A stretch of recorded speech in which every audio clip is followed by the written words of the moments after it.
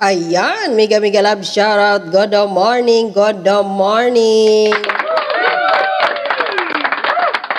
Mga lalabs, mga vayots, magandang hapon Pilipinas, magandang umaga, tanghali, hapon saan man sulok ng mundo. Sa mga kapwa ko po FWs, mega love shoutout po sa inyong lahat.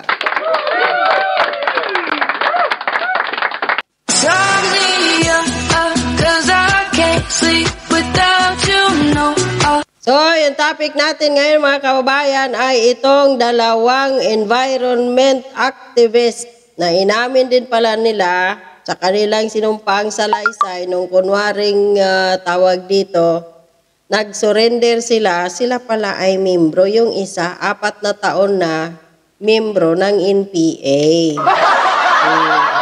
Yung isa ay bago pa lang na-recruit mga kababayan. At nagsinungaling po sila at napasok sa banga ang militar at ang NTF-ILCAC. Naisahando ng mga matching ng NTF-ILCAC at militar. Ay, nako, sige. Yun kasi, hindi naman ugali ng mga military, ng mga militar na nagpapatawag dito, tawag ng friskon, nagpa-friskon na to. Pero iwan ko ba kung bakit sino yung may nagsulsul dyan. Kaya aral talaga ito sa inyo mga military, lalo na dyan sa NTF-ILCAC na may mga syunga din pala dyan, Bibi Sara. Walisin mo na yung mga kalat dyan, yung mga palpak na mga tao dyan, abay pagsisipain mo na. Ito, pinahiya kayo, pinahamak pa ang militar. Kahit kasuhan pa man ito ng gobyerno ngayon, kasuhan ng perjury itong dalawa na to, wala na eh.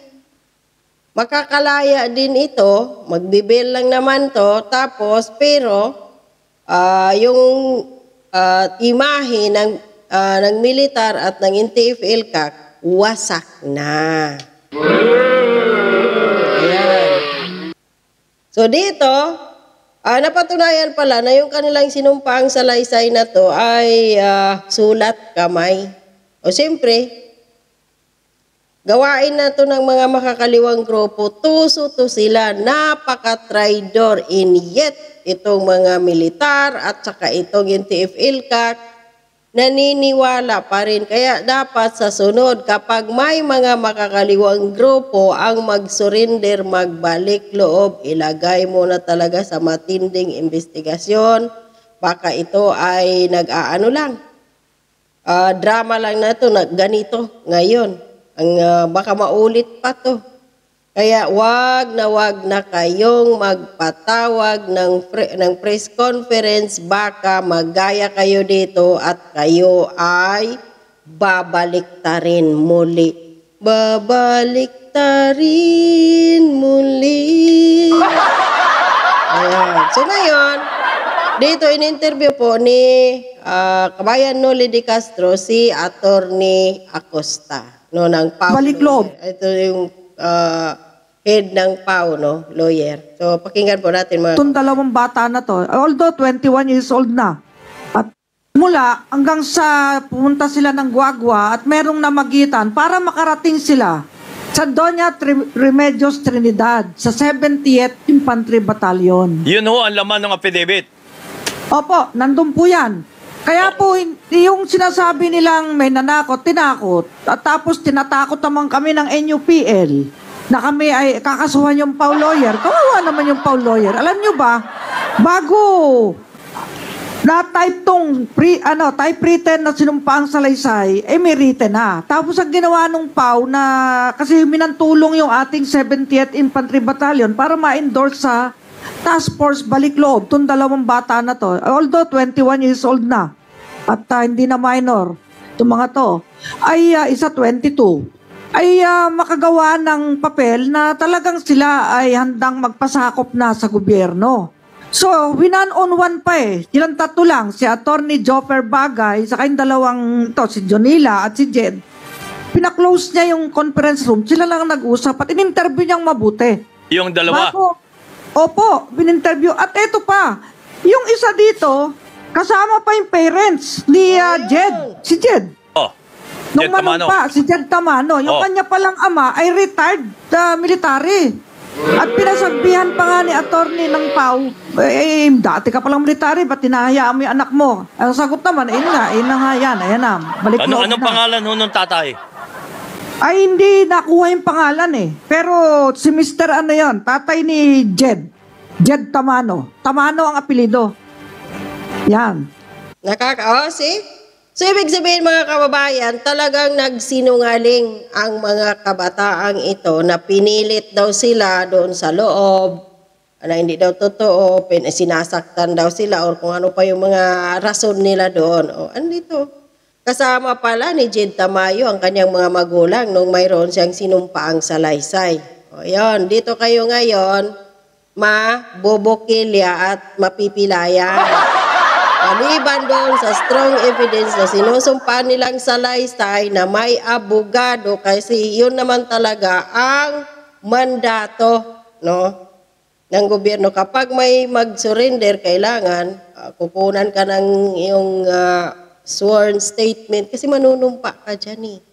So, liable po yun mga kababayan. Or napaka-strong po niyan, no, na ikaw ay kukunan ka ng sworn statement, tapos nagsulat kamay pa sila doon, tapos itong si Jed Tamano, kasama pa pala ang kanyang magulang. Tapos yung tatay, dati din palang nasa minin uniform.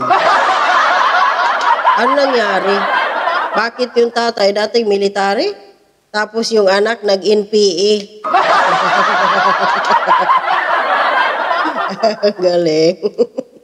So, sa puntong yan, may sulat kamay sila eh. Paano tatakutin ng PAW? Dinabutan lang sila. Ay, nagiging style bulok na ng ibang mga nagdapit-dapit na pagka gustong mag-recant, tuturo si PAW. Kabayan, kawawa naman yung mga PAW natin. So, nung dumating ho ang ating PAW lawyers, meron ng affidavit. Pero written na sila. Written, sulat kamay nila. Oo nga ho. Pero hindi ho kaharap ang abogado natin nung ginagawa yung written statement na yan. Hindi. Hindi Yun. kaharap. Kaya nga nung dumating siya, yun nga daw, kailangan requirement. Talagang may requirement. Tiniyak niya na yung laman nitong sinulat kamay ay nasa puso nila. So, in-interview siya, ipinaulit niya yung mga sinasabi nila. Ano ba yung laman? Ano ba yung sinabi niyan? Kinukuwento ng mga bata. Kaya nga, ang pakiramdam namin, itong mga batang ito, ay may kinakatakutan na baka may gumanti sa kanila. Kaya ganyan nag-recant. Sa totoo lang, kabayan, nais kong iulat sa sambayan ng Pilipino. Mula po noong 2001, umabot na po sa 3,733 ang nagbalik loob. At, ano mo nga itong data natin to? Pwede mo i-close up to para makita ng mga kababayan. Napakarami na kabayan ang nagbabalik loob. Ayan. May babae, may data kami ng babae, umabot ng 912, ang lalaki 2,821. Okay. Yan.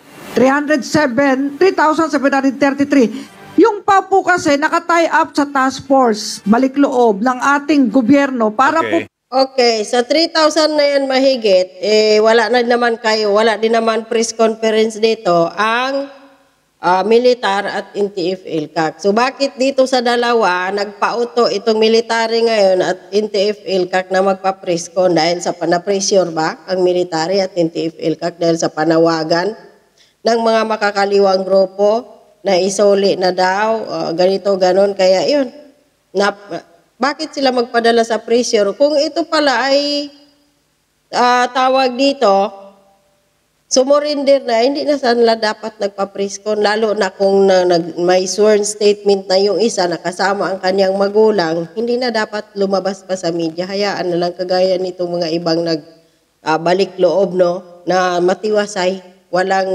preskon, so walang sakit sa ulo, mga kababayan, walang kahihiyan na nangyayari, unlike ngayon, mga kababayan.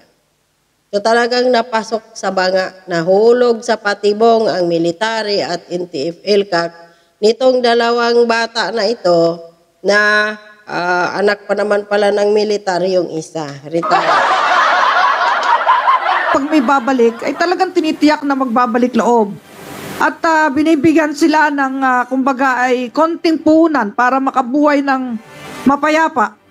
At sumasaludo po kami sa ating kasandaluhan dahil ligtas po itong 3,733 na ito. Buhay na buhay po sila. Buhay pa ho yan, buhay pa. Opo, at saka isipin nyo, ano naman ang motibo ng PAW para mapapala ni Atty. Bagay dyan para sa So si Atty. Bagay, kinausap din niya sa isang closed door, yung dalawang babae. Opo, Anong napag-usapan doon? ay pinakwento niya, ano ba talaga nangyari? Ayun, kinukwento, galing sila ng Orion Bataan. Pumunta sila ng Guagua at merong ba't ang dami? wag ko nang bagitin ang pangalan. Oo. Yun naman ang naging conduit para makarating sila doon sa DRT. Dahil yun naman ang malapit sa sa 70th No, Infantry ibig sabihin yung Battalion. pumunta, wala ho silang kasama? Ang kwento sila sila lang eh. Sila lang. Opo, at saka mga babae naman to, tsaka bata pa mo ka, 21 anyos, 22, Kaya nga ho. parang apo ko na lang yan eh. So talagang- wala silang kasama sa pagpunta sa mga lugar na yan? Na Ang binabanggit nyo? sabi, sila lang sa kwento nila. So, sa ito namang PAW lawyer natin, kasi ang aming policy ay talagang kailangan may handwritten sila, ganun lagi sa aming opisina, tsaka namin ipapatype sa lawyer. Tapos, pero i-interviewin mo nang mabuti. Kumula sa puso mo at talagang totoo yung At sinasabi ginawa mo. ho yan din na Atty. Bagay? Ginawa po niya. Okay. Opo, talagang ganun po. Kailangan maingat po tayo. Yes, At yes, ito yes, naman yes. ang ating gobyerno naman ngayon nagbigay talaga ng, kumbaga ay pag-asa sa lahat na namundok na magbalik loob na. O ayun, sinamantala sila ngayon. Napahiya pa. Kaya lesson learned sa militar at sa NTF-ELCAC, huwag magbasta-basta magtiwala sa mga toso at traidor na mga makakaliwang grupo na kunwari magbalik loob tapos magpa-priskon, dyan na mag-isip na kayo dahil baka kayo baliktarin, kayo pa ang mapapasama sa hindi lang sa bansang Pilipinas, sa buong mundo dahil napapanood yun. Di ba? Aral po ito sa ating mga kapulisan, kasundaluhan, dyan sa NTF-ELCAC, huwag magtiwala. So, bye-bye.